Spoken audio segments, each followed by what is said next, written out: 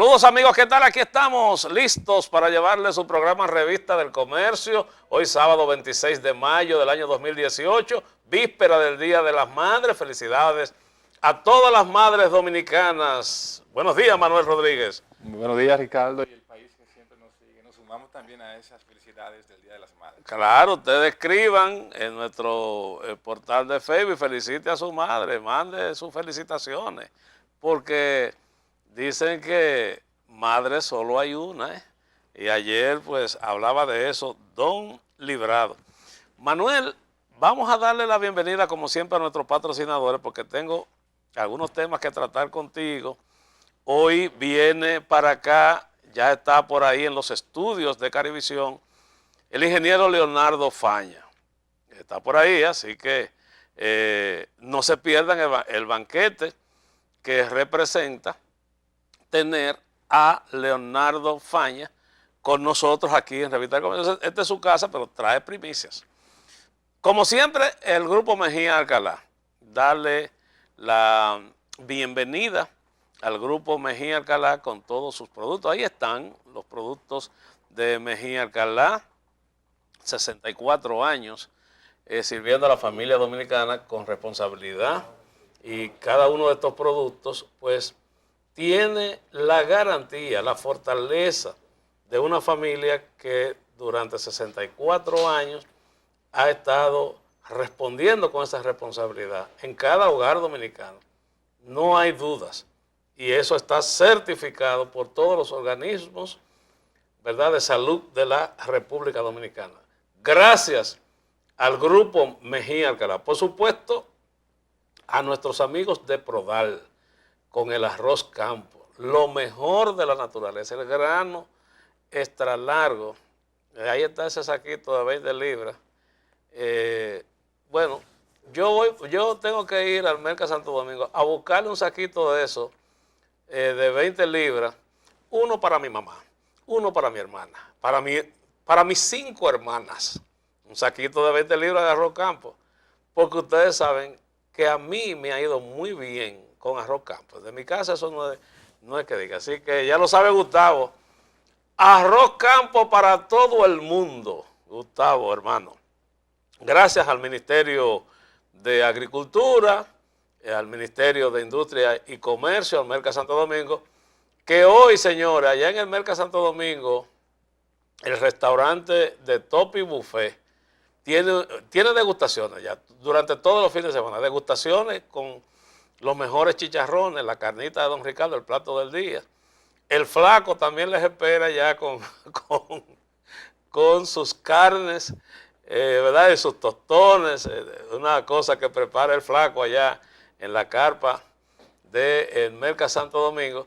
Y entonces hay muchas cosas buenas hoy con motivo del Día de las Madres durante todo este fin de semana. Vaya de paseo para el Mercado Santo Domingo para que aproveche y adquiera los mejores productos frescos a los mejores precios. Manuel, vamos a entrar un chin primero en el plano internacional. Primero, tú sabes que se había amenazado con una guerra comercial entre China y Estados Unidos. Después, el señor Trump anunció que, no, ya llegamos a un acuerdo, no hay guerra comercial por ahora. Que había una cumbre con Corea del Norte para el día 10 de junio. No, la cumbre no va. ¿Qué diablos es lo que pasa con el presidente de los Estados Unidos? Bueno, Ricardo, tú sabes que eso obedece, como siempre hemos tratado aquí, que son a veces compromisos que tiene él de campaña y debe de cumplir. Por lo tanto, la posición del presidente Trump tiene que ver, más que todo, que ahora en el mes de noviembre Estados Unidos va a celebrar sus elecciones internas de Congreso y ellos entonces deben de mantener el control de los republicanos. Y entonces la propuesta de él es justamente esa, de que hay un nicho de mercado electoral que él le hizo esa propuesta de que iba a hacer eso y entonces debe satisfacer ese nicho de mercado. En el caso de China y Estados Unidos, estamos hablando de las dos economías más grandes del mundo. Entonces, evidentemente hay que buscar ya lo que es un nivel de compromiso, porque el problema es lo siguiente, que eso pudiese afectar al crecimiento económico a nivel global, y entonces, si lo afecta, entonces va a salir perjudicado los chinos y los estadounidenses. Entonces, eso es justamente lo que ha hecho Trump. Yo pienso que es una medida de presión para ver cómo los chinos pueden ceder en algunas áreas y él beneficia a su nicho electoral, y hasta ahí va a llegar. El caso, fíjate que el caso de ahora mismo, Trump acaba de anunciar de que puede posiblemente el próximo mes poner un 25% a los de impuestos, los vehículos japoneses también, ¿no? Sí. En el caso de México también. Sí. Que darían, eso es para proteger las industrias automotrices de Estados Unidos y básicamente del medio oeste. Fíjate, Ricardo, en el caso del medio oeste fue justamente el proceso en el cual Estados Unidos, a través de Trump, pudo mantener la hegemonía internamente como los republicanos. Tenía alrededor de 2 elecciones que no tenía, y eso obedeció más que todo a que él logró el control, ¿no? Y eso se obedece a que en Estados Unidos básicamente esa área del medio oeste depende mucho del sector automotriz y la parte industrial. Sí.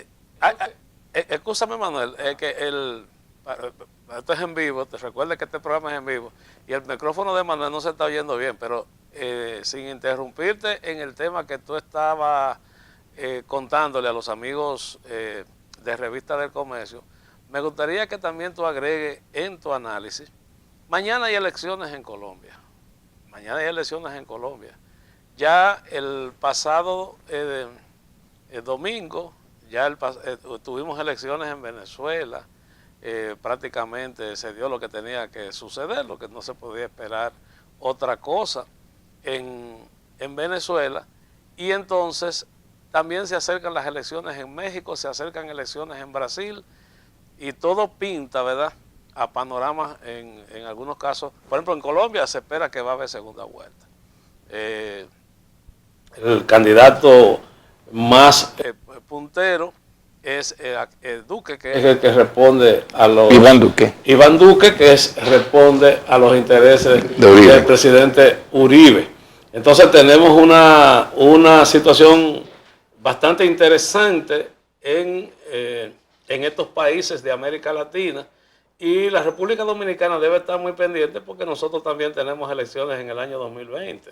Y bueno, lo de Brasil, ya sabemos que Temer no va a apoyar a un candidato, una puntuación bajísima, y Lula, aunque está preso, sigue siendo puntero en las encuestas. Entonces, ¿cómo tú ves toda esta situación? Mira, el panorama político, desde el punto de vista comercial, quizá para nosotros no tenga mucha importancia, para los Estados Unidos sí. En el caso, por ejemplo, de Brasil, que es un gran socio comercial de los Estados Unidos, sí le favorece que el poder se mantenga en la clase conservadora a los intereses de ellos, ¿no?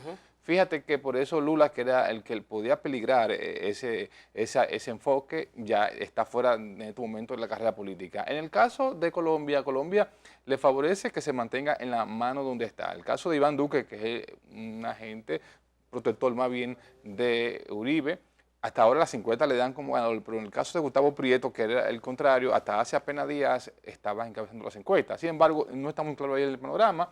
Y en el caso de México, entonces sí hay una reconfiguración electoral, porque evidentemente lo que aparenta hacer es que va a haber un cambio de gobierno y el PRI saldría del poder, y entonces entraría entonces López Obrador. Ese es el problema, que el empresariado de México como que no confía mucho en López Obrador. Sí, pero ahí el problema viene entonces con los Estados Unidos. Hay que ver ahora cómo puede Trump dirigir entonces la política exterior frente a México, diferente a como lo hizo con Peña Nieto, que Peña Nieto evidentemente no supo gestionar la parte del punto de vista ya de las relaciones Estados Unidos y México. El caso de López Obrador, hay que ver entonces cómo él va a asumir entonces el discurso nacionalista en contradicción con lo que plantea Trump del campo económico. Hay que ver que Estados Unidos, junto con México y junto con Canadá, tienen un acuerdo de libre comercio que se está estudiando en este momento y se va a modificar en los próximos meses.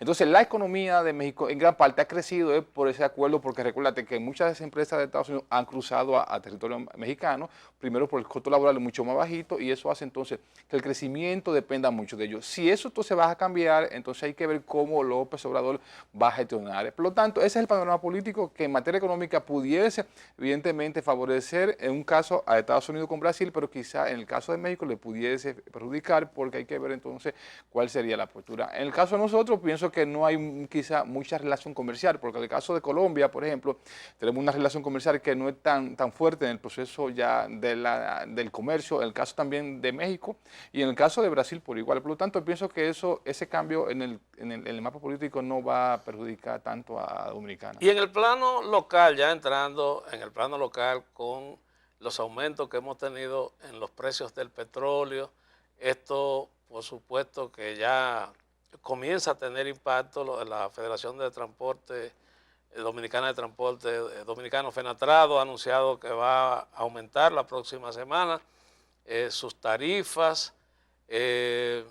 Tenemos una situación, y es que aquí se calculó el precio del petróleo a 49.20 en el presupuesto nacional, está por encima ya de los 72. Hoy amaneció a 69,7. Bajó un poquito sí. Este fin de semana, sí, bajó un poquito, pero llegó a alcanzar hasta 72. Entonces, ¿cuál pudiera ser la tendencia de los precios del petróleo y el impacto que esto puede tener aquí en la República Dominicana?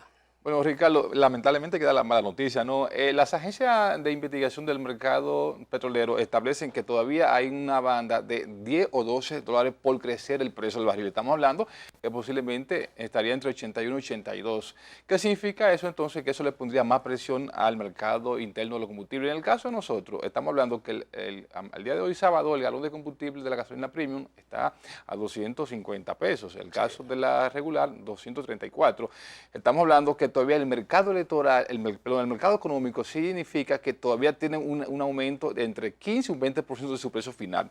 ¿Qué significa eso? Que en los bolsillos va a afectar mucho al consumidor. Ahora bien, Ricardo, el problema es que es inconcebible que las agencias ya establecían que iba a haber una banda de entre un 70 a 80 dólares y se puso a 49 en el presupuesto. Eso obedece entonces a dos condiciones. Primero, que quizá el gobierno va a usar ese escenario para hacer un presupuesto complementario, ¿no? Y buscarse lo que es un financiamiento adicional, y entonces a partir de ahí puede justificar lo que es el cambio. O lo otro sería entonces que el gobierno quizá no tenga las variables necesarias en su momento cuando se hizo el presupuesto para establecer el precio final, que yo creo que es lo contrario. Para mí fue que quizá entonces ellos estarían buscando un proceso de cómo ajustar el presupuesto complementario, justificándolo con un precio subvaluado del barril del petróleo.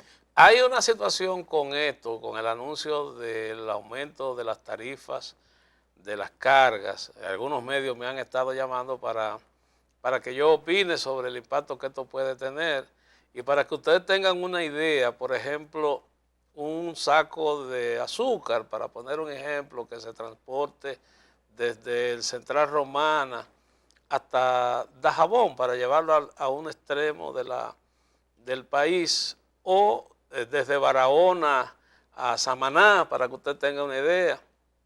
Su costo ronda por debajo de los 100 pesos el quintal, cada quintal. Es decir, que eso equivale a un peso por libra. O sea, un peso por libra. Si esto, vamos a suponer que se produce un aumento de un 30% en la tarifa, y el mismo quintal te cuesta 30 pesos más, eso equivale a 3 centavos, 3 centavos por libras, el aumento. Entonces, lo que yo quiero es aconsejarle a los comerciantes, a los colegas, de que seamos comedidos, porque muchas veces en la medida que redondeamos estos costos, perjudicamos mucho a los consumidores. No hay necesidad de que, si usted está pagando 1,000 pesos más por transportar una carga de plátano que trae 10,000 plátanos, usted le tenga que subir 3 pesos al plátano. O sea, yo entiendo que hay que ponerse los pantalones también de los consumidores en este momento, y obviamente no es que usted asuma esos costos. No lo asuma usted, porque obviamente tiene que transferirlo. Ahora, no transfiera tampoco, no aproveche el momento, porque ya ayer veía denuncias de personas que decían que con tan solo el anuncio ya hay negocios y hay camioneros que han aumentado los precios de los productos. Entonces, no es la imagen que nosotros queremos para el comercio. Aquí defendemos los intereses del comercio en este programa. Somos defensores de los comerciantes, pero también de los consumidores. Entonces, nuestra idea y nuestra propuesta es, primero, que FENATRADO calcule, o sea, bueno, el último año, ¿cuánto te ha aumentado el gasoil? ¿Y qué te representa eso? No me metan en la tarifa de carga de que el gobierno no te paga el transporte que tú le haces a las obras. No me metan eso, porque yo no tengo que ver con eso. El consumidor no tiene que ver de que el gobierno no le pague a usted su transporte. Aplíquele la tarifa acorde a los costos que usted ha tenido. No abusen de eso, porque la población está hastiada y ya la población está que no aguanta más, Manuel. Lo que pasa es, Ricardo, también que esos aumentos, lo que en economía se llama cadena de inflación, no genera. Entonces, tú viene una generación de cadena de aumento de precios que te va a determinar entonces que la inflación, entonces en el bolsillo del ciudadano aumente. Entonces, ese es el gran problema. Por ejemplo, el Banco Central en su último informe determinó cuál fue el crecimiento de la inflación y este corte de ahora fue el más alto en los últimos 5 años, ¿no? Eso obedece también más que todo al variable del petróleo, que en el último tramo, básicamente el último trimestre del año, empezando ahora desde enero, hemos tenido esos problemas y ya justamente en marzo se acentuó. Yo pienso que quizá ahí está la parte negativa, ¿no?, de los aumentos. Entonces, un elemento también adicional a eso, y es que el precio de la moneda como tal de referencia, que es el dólar, también ha estado en constante aumento en los últimos tiempos, a tal punto que ayer viernes cerró casi a 50 por 1, ¿no? O sea, que también es conflictivo el proceso de la moneda como elemento de presión en la inflación también. Bueno, vamos a hacer una pausa. Felicidades a Nuri Soto y a toda la gente de Héctor Cornelio y a toda la gente que se está uniendo a esta transmisión en vivo por acá, por Carivisión, de Revista del Comercio, hoy víspera del Día de las Madres. Pausamos. Cuando regresemos, señores, nos mudamos, Manuel y yo, para el otro stand. Y aquí se va a sentar Leonardo Faña. Atención, mucha atención. En breve, Leonardo Faña en Revista del Comercio.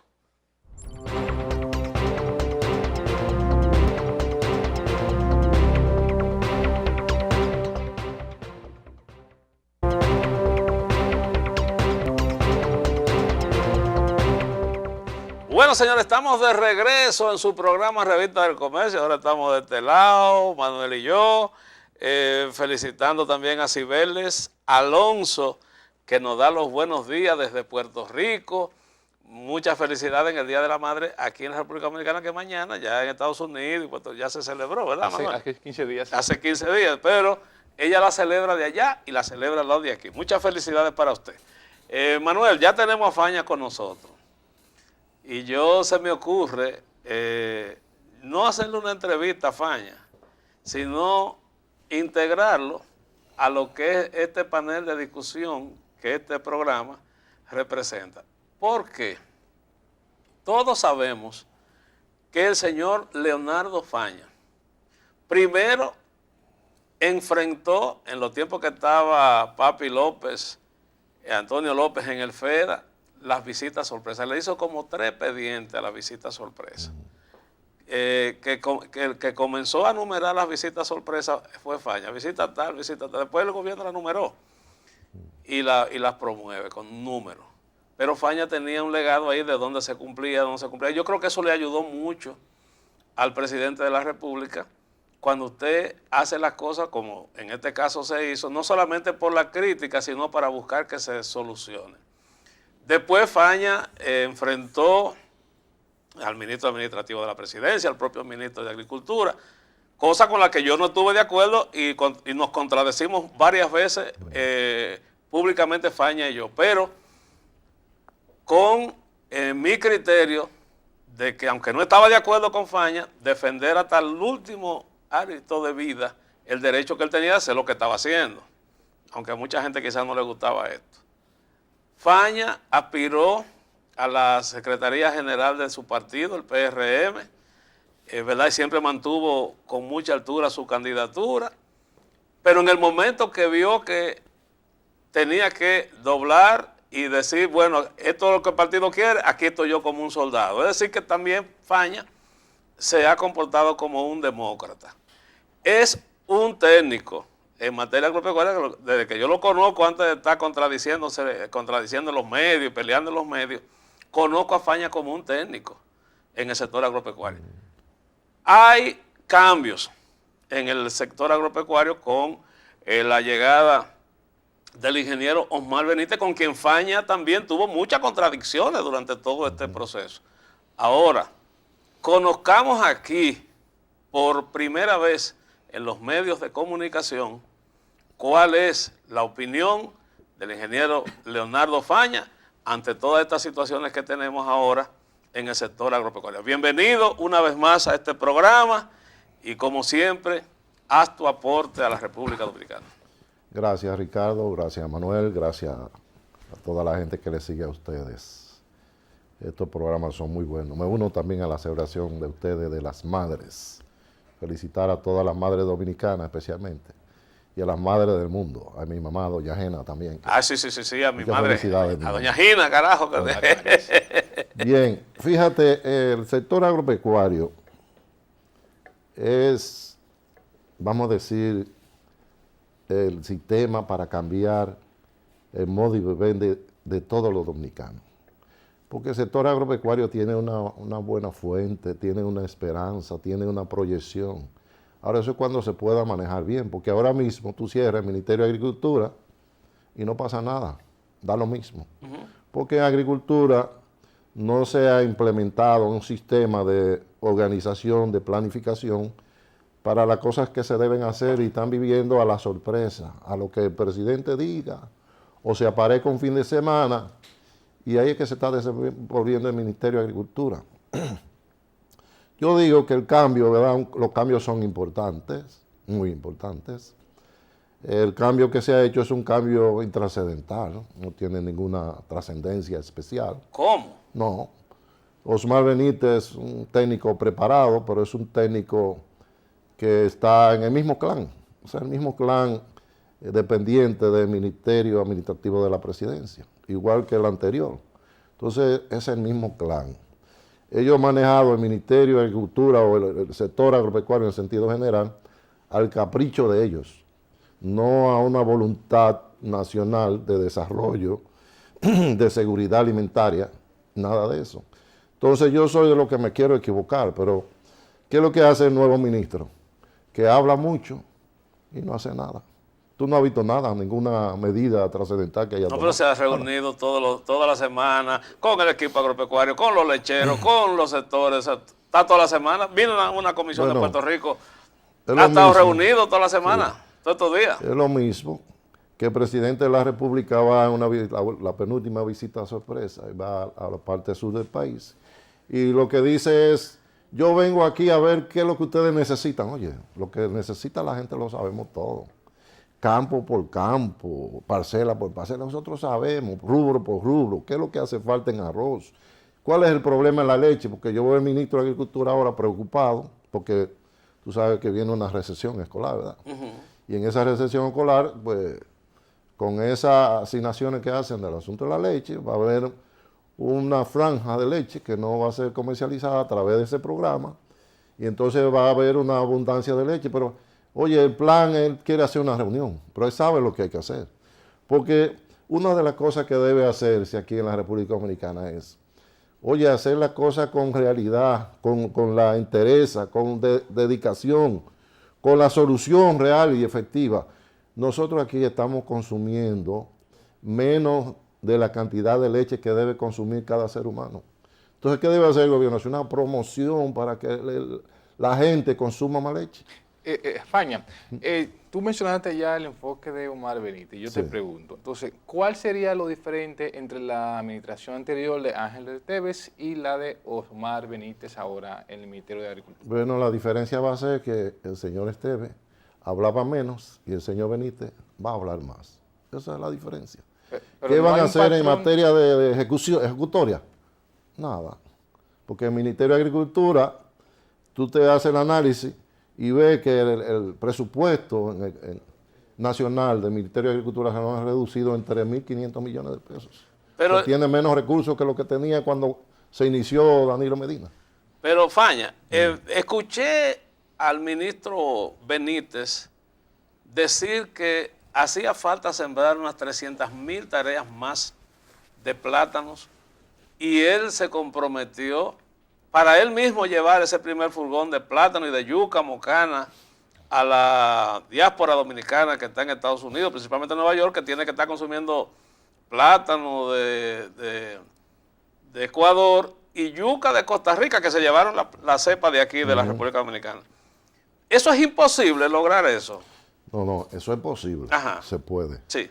Ahora, tiene que ser, no es que yo lo diga, tú tienes que montar un programa y aquí hay profesionales agropecuarios con capacidad, con interés, que saben de eso Y lo que tiene que haber hecho es haber hecho un llamado, ¿verdad?, a esos profesionales y decirle, mire, preparen qué es lo que hay que hacer en banano, qué es lo que hay que hacer en plátano, y qué es lo que hay que hacer en la musácea en sentido general. ¿Qué es lo que hay que hacer? Oye, sí, se pueden aumentar las áreas, se puede aumentar la productividad, se pueden hacer muchas cosas, pero hoy en día los productores agropecuarios no tienen ni siquiera dónde ir a buscar financiamiento. No lo hay, porque el presidente de la República, que ha dado datos y dice que su logro ha sido que en sus 5 años ha prestado 59.000 millones de pesos. Esos son, si tú lo divides en los 5 años, son 14.000 millones de pesos al año. Oye, el sector agropecuario necesita una cartera de financiamiento de 90.000 millones de pesos. Entonces estamos con un déficit astronómico. Hasta que el gobierno no resuelva eso, porque el gobierno coge prestado para todo y vive haciendo préstamos y ahora anda atrás de China a ver si le enreda, porque no encuentra más a quién cogerle prestado. Y anda atrás de China a ver si China se zafa y le siguen cogiendo prestado. Este país está completamente embargado. Ahora, si los préstamos lo cogieran para invertirlo en cosas productivas como es el sector agropecuario, pues nos afecta la economía dominicana, no la afecta. Lo que hace es que la ayuda, porque todo ese dinero que se pueda coger para financiar a los productores agropecuarios, para financiarles nuevas tecnologías, para aumentar la productividad, para hacer que este país sea autosuficiente de verdad, eso sería bueno. Pero mientras estemos cogiendo prestados para entonces hacer inversiones que tú nunca la ves. Faña, vamos a suponer que tú asumas el Ministerio de Agricultura. ¿Cuál sería entonces el enfoque que tú le darías, contrario entonces a lo que le daría Benítez o lo que le dio Esteves? Bueno, lo primero que tiene que hacer es revisar la empleomanía que tiene. El Ministerio de Agricultura en el día de hoy tiene 17.000 empleados. ¿Cómo? ¿17.000 empleados? Sí. En nómina. En nómina y en nominilla. Y hay otras cosas, o otros, vamos a decir, otros pagos que son turbios, oscuros, que lo han hecho estilo la onza. No, o sea, gente que le mandan a dar dinero. ¿Cómo va a ser? Sí, sí, eso se hizo allá. Y eso, ¿qué tiene que hacer? Yo como ministro de Agricultura, lo primero que hago es que mando a hacer una auditoría. O sea, Omar Benítez está escuchando eso. Sí, Ya. él debiera haber mandado a hacer una auditoría. Este programa, es bueno que tú sepas, este programa, yo tengo una lista de difusión y se le manda a todos los funcionarios del Ministerio de Agricultura. También. Y tú lo recibes. Sí. Este programa, o sea, si Omar no lo está viendo en este momento por alguna razón, eso le llega. Sí. Entonces, lo que tú estás diciendo, Faña, es que existen pagos que se han hecho por... No, pero yo no puedo creer eso. Sí, sí, ordenado desde el Palacio Nacional, que lo mandan con una tarjetita, un papelito. Pero que de eso no hay prueba. Sí, sí, hay prueba. Oye, si hay una auditoría, vamos a decir que la Cámara de Cuentas es una parcialidad, pero se puede hacer una auditoría independiente, entonces esa auditoría revelaría el desastre que hay. Eso es peor que todo. Oye, el Ministerio de Agricultura está plagado de corrupción, pero Agricultura, de impunidad. Pero Agricultura no maneja. ¿Y cuáles son los recursos económicos efectivos que maneja Agricultura para poder decir, mira, aquí hay 100 millones de pesos, hay que repartirse, darle 25 a fulano, darle 30 a fulano? ¿Y de dónde le llega dinero efectivo? El mismo ministro nuevo sabe de dónde llega. ¿De dónde? Todas las subastas que se hacen de alimentos importados, que venden los permisos de importación, eso ha generado, según el mismo ministro actual, más de 2.000 millones de pesos. Pero ese dinero entra por un oficio del Ministerio de Hacienda. No, eso no entra a ningún lado. En las investigaciones que hicimos, eso no va ni a la Tesorería Nacional, Ministerio de Hacienda, ni al Ministerio de Hacienda. Ellos no saben. Ese dinero va de la subasta, el Ministerio de Agricultura lo coge y lo administra como le dé la gana. Y el ministro actual lo sabe, y el ministro saliente también, porque ellos son el mismo clan. Y eso viene con una autorización y se lo dan a políticos, a gente en campaña, y lo utilizan para eso. Yo entonces, la información que tengo con ese recurso que entra por concepto de la subasta, es que, dicho verdad, por el hoy ministro de Agricultura, que dirigía a la sazón la bolsa agroempresarial, que ese dinero iba a través del Ministerio de Hacienda, de la Tesorería del Ministerio de Hacienda. Y entonces el Ministerio de Agricultura, ese dinero lo utilizaba para hacer los caminos interparcelarios, ahí es que hay inversiones por ahí. Entonces, me imagino que con oficios ya manejados por el sistema administrativo del propio ministerio, no como una caja chica.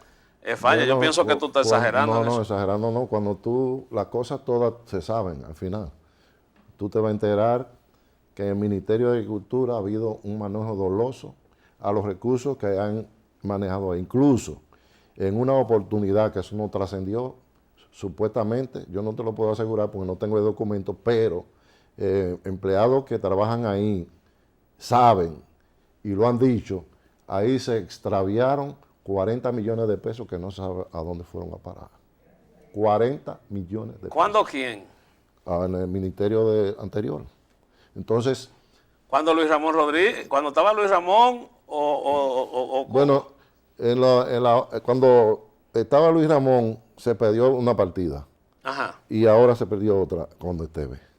Entonces, eso el gobierno debiera aclararlo y el presidente de la República, que tiene un expediente de cada una de esas cosas que nosotros denunciamos, porque le hemos mandado 5 expedientes al presidente y le mandamos un acto de alguacil para que el presidente nos dijera a nosotros si él recibe la documentación o no la recibe. Pero el presidente no contesta. Bueno. Y al no contestar, ¿tú sabes qué sucede? Que se convierte en cómplice. Como siempre, en este tipo de cosas, nosotros como medios de comunicación tenemos que hacerlo, ¿verdad?, con responsabilidad. Falla tiene la oportunidad de hacernos llegar esa documentación si la tiene, y a las personas que él ha involucrado en esta denuncia, que es una denuncia grave, muy grave, pues también tienen la oportunidad de venir al programa y desmentir eso, comprobar eso, mostrar que eso no es así, porque Falla se ha caracterizado por tirar cosas y tira. O sea, entonces, a mí me gustaría particularmente tener esa documentación de la que tú estás haciendo alusión, para cuidar la imagen, ¿verdad?, de nuestro programa, cuidar tu propia imagen como líder político y líder del sector agropecuario, porque la verdad es que es muchas las cosas que se ha dicho aquí en estos momentos. Bueno, yo te puedo decir que, por ejemplo, al señor Benítez, como miembro de la Bolsa Agropecuaria, ¿verdad?, nunca nos pudo decir qué se hacía con el dinero. Él siempre lo que dijo es que eso iba a la Tesorería Nacional, pero nunca pudo presentar un recibo que en la Tesorería Nacional se lo recibiera. Nosotros mandamos una comunicación a la Tesorería también para que a través de la Ley 204 de Información Pública nos dieran los datos y nunca lo pudieron dar. Lo que quiere decir que ese dinero que se ha manejado ahí está en veremos, no se sabe, y la población dominicana necesita saber qué es lo que se hace con su dinero. Pero Falla, yo quiero quedarme contigo, pero en la primera pregunta que te hice, ¿cuál sería también los otros ejes tuyos también como ministro que le sirve de referencia también a Benítez? Que vamos a pedirle a Falla que esa pregunta te la responda Manuel después que hagamos la siguiente pausa, porque la verdad es que los equipos están ardiendo y hay que refrescarlos.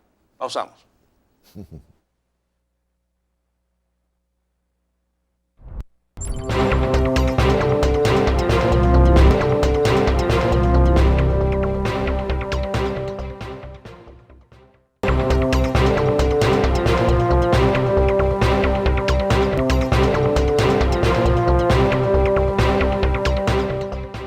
Bueno, estamos de regreso, señores, su programa Revista del Comercio.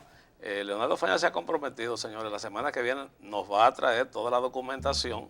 Vamos a abrir el espacio para eso, para entonces toda esa documentación. Nosotros tenemos abogados en el programa, comenzando con la licenciada Erika Sánchez, que quisiéramos que nos revise toda esa documentación. Manuel había hecho una pregunta antes de irnos a la pausa. Muy interesante lo que dice Manuel, porque ¿qué es lo que se debe hacer? Porque también uno no puede convertirse en crítico nada más. Lo primero que habría que hacer es, hay 2.872 profesionales agropecuarios cancelados, hay que recogerlos. Omar Benítez debiera montar un plan para recoger a esa gente, entonces nombrarlo para ponerlo a trabajar. Son gente con altísima calidad y capacidad. Después hacer un programa de montar a todos esos profesionales agropecuarios y hacer un concurso, y comprar una flotilla de vehículos y una asignación de combustible como se hacía anteriormente. A uno le daban unos tickets y uno estaba preparado para hacer su trabajo mensual. También hay que comprar una flotilla de tractores. Tractores, agricultura tiene 20 tractores, solamente 20, y 18 están dañados. Nada más hay 2 funcionando en el día de hoy. Pero hay asociaciones de tractoristas y cosas en Sí, San hay Juan que asociaciones. viven Entonces, de eso. Además de que la agricultura compre una flotilla, entonces contrata a todos esos tractores que hay en las organizaciones y entonces monta un programa de preparación de tierra genuino a base de un programa. Entonces, después de todo eso, preparar una serie de profesionales, que también lo hay con capacidad, para rendir lo que se llama mercadeo, de buscarle comercio, comercialización a todos esos alimentos que se produzcan. Si él hiciera eso, él diera un palo y agricultura fuera otra cosa. Entonces, eso es lo que tiene que hacer. Faña, ¿y tú no le darías un voto de confianza a Omar Benítez? Yo diría que la tregua de los 100 días que por lo regular se le dan a los gobiernos cuando son nuevos, tú no le das una tregua ni un día a Omar Benítez para dejarlo a ver cuál es, por dónde que viene, para cogerle la seña de por dónde que viene. Tú no le darías una treguita, nada. Tú ves lo que está pasando en Hawái, ¿verdad? Que hay un volcán que erosionó y se entró a las calles de Hawái, anduvo. Entonces, cuando tú ves, desde que el volcán salió, la gente sabía que tenía que irse de ahí, porque venía una catástrofe. Entonces, él sabe, desde que se inició, nosotros lo que estamos viendo es que va a ser más de lo mismo. Ahora, yo soy de lo que me quiero equivocar. Quiero que él haga un trabajo que sea diferente, que tenga una impronta. Entonces, sí, queremos eso. ¿Qué es lo que hay que hacer? Bueno, uno no se puede callar, de que 100 días callado. ¿Y por qué? Si este gobierno ya está en una fase de terminación.